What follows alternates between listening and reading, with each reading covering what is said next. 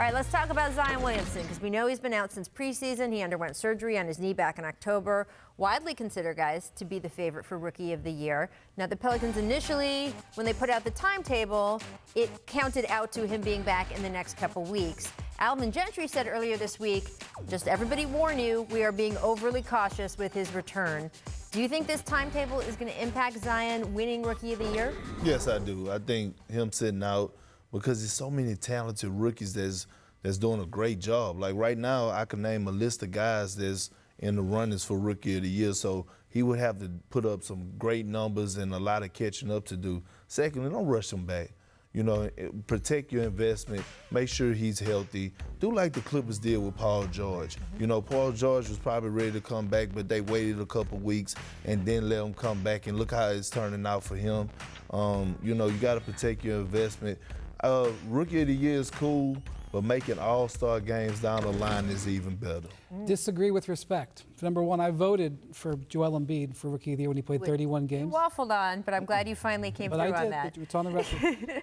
Two, you know, Ja Morant's out too. Yeah. You know, and if Zion comes back and is spectacular, then he can still win it. I mean, it doesn't mean they shouldn't be chasing it. You're right. It's not something you should be chasing. But no, I don't think it's over at all. Here's the Patrick Ewing won with the least number of games, and he was at 50. This is my thing about Joel Embiid the year he didn't win, and I voted for him. Would you rather have had, this is what it comes down to, would you rather have had Joel Embiid for 31 games versus who won that year, Malcolm Brogdon, for the games that he played?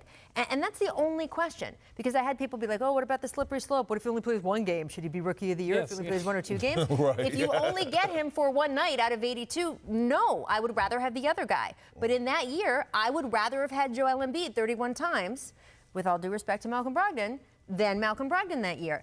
If Zion Williamson comes back and plays great, no matter how many games he plays, if you would rather have him for those games than any other rookie, you vote for him. That is how we should determine it. All right, our League Pass game of the night, Suns versus Pelicans, 8 o'clock Eastern.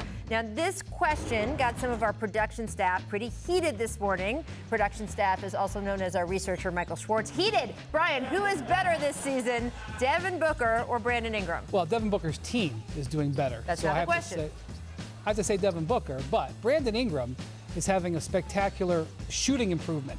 Shooting 41% on threes. His free throw shooting is raised 20 percentage points, which you just don't see in the NBA.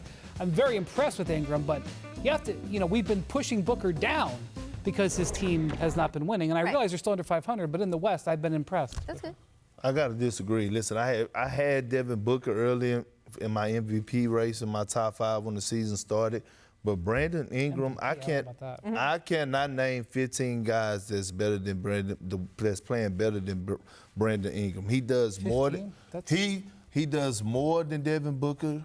He brings more to the court. He blocks shots, he rebounds, and he's scoring. He's going to have to see producer Schwartz after this game.